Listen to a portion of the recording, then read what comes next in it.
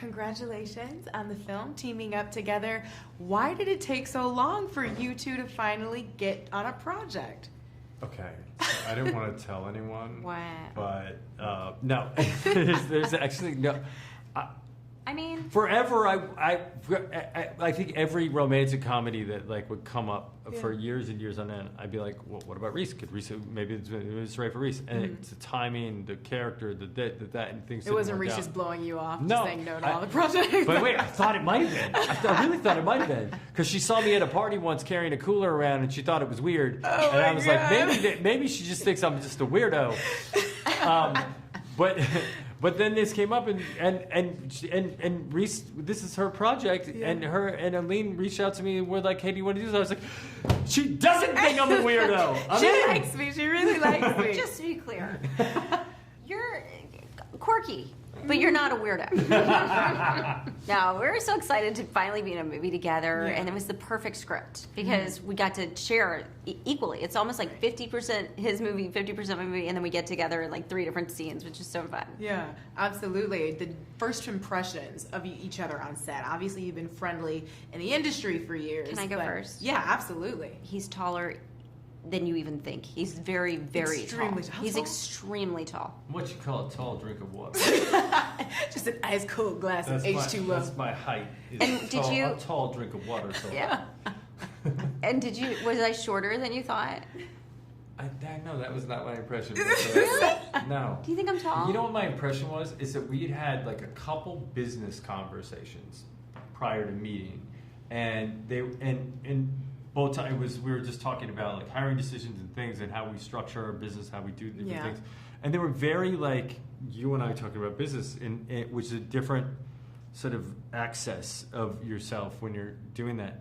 And then when we met, you were just so light and friendly.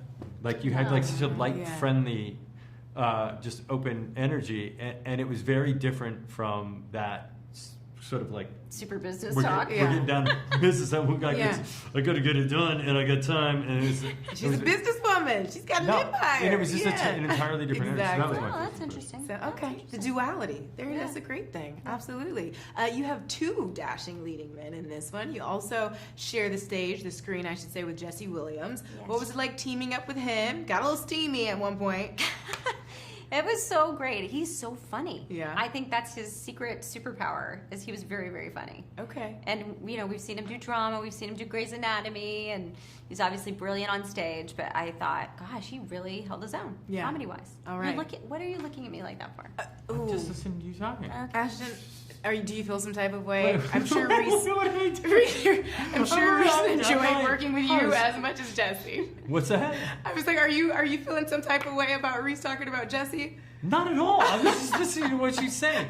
But you know what I was thinking about? One of my favorite scenes in the movie is when he sees the video of me and Jesse, and he throws his back. Like he's like someone shot him in the foot. Oh my god! You know what's weird? It's so funny. Sometimes this is not the case in this one, but sometimes there are those things where you're in a movie and there's someone who like you feel a way about them, and then after the film you're like, why am I being so weird about them?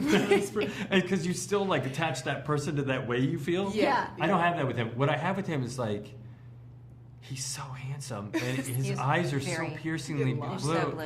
And then he's so damn charismatic that like we were talking with him today and I was just like, I'm falling in love with him. Like, he's really he's a soulful person too. And you're just in the way he can turn a phrase on something where you're like, whoa, this guy. He was an English major. Yeah. I love that. Well, that's good to hear. I've got to ask you while I have you here, Jen Coolidge, she's having such a moment right now. She's getting all of her flowers. How does that feel for you to be able to witness? I can't. I was at the Emmys when she won, and I was backstage getting ready to present, and I started to cry because I have loved this woman for so long. She is so incredibly talented. She brings her best self to everything she does, and to have her have this moment where everybody is loving and adoring her, it's extraordinary. And in your lifetime to have that experience, it's like winning the Super Bowl. This is her Super Bowl year. Absolutely. It's amazing. That iconic and I think, snap. by the way, it'll keep going. Oh, absolutely. She's that good.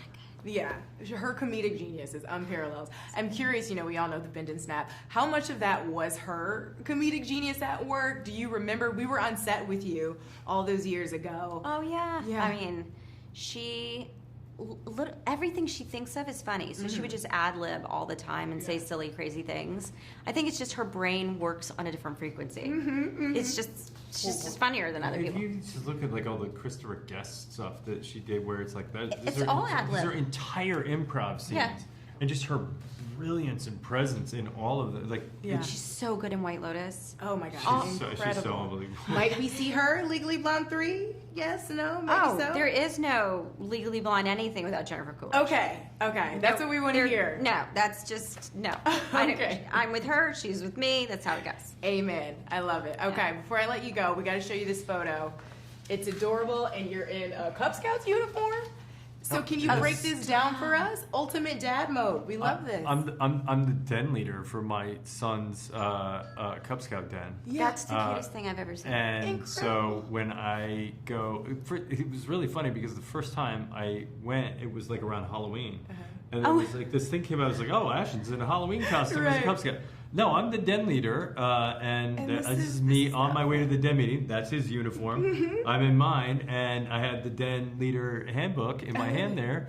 What is the key to den leadership? Like, what makes you such a great den leader? Well, I was a scout. I was like a Cub Scout. I was a Boy Scout. I Do you absolutely have love the code memorized? Yeah.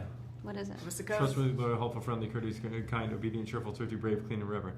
Oh. I was never, a Girl Scout. On my honor, I will try to serve God, my country, and mankind, and live by the Girl Scout law. This is what I'm saying. And, So impressive. and I do not remember. Are we the same person? I'm telling you, Scouts had such a deep impact on my life. Yeah, that's incredible. Because it sets you in a place where you feel self-sufficient, Yeah. you feel prepared, you Accomplished, feel capable. Yeah. Like if all hell breaks loose, I'm lighting a fire. I'm going camping, guys. Like trust me. Like I'm totally comfortable with the fact that could happen. Yeah.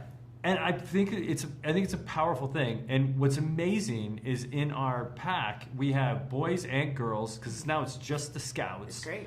And it's incredible. And these kids are learning all of those values and all of those skills that I think will serve them in life.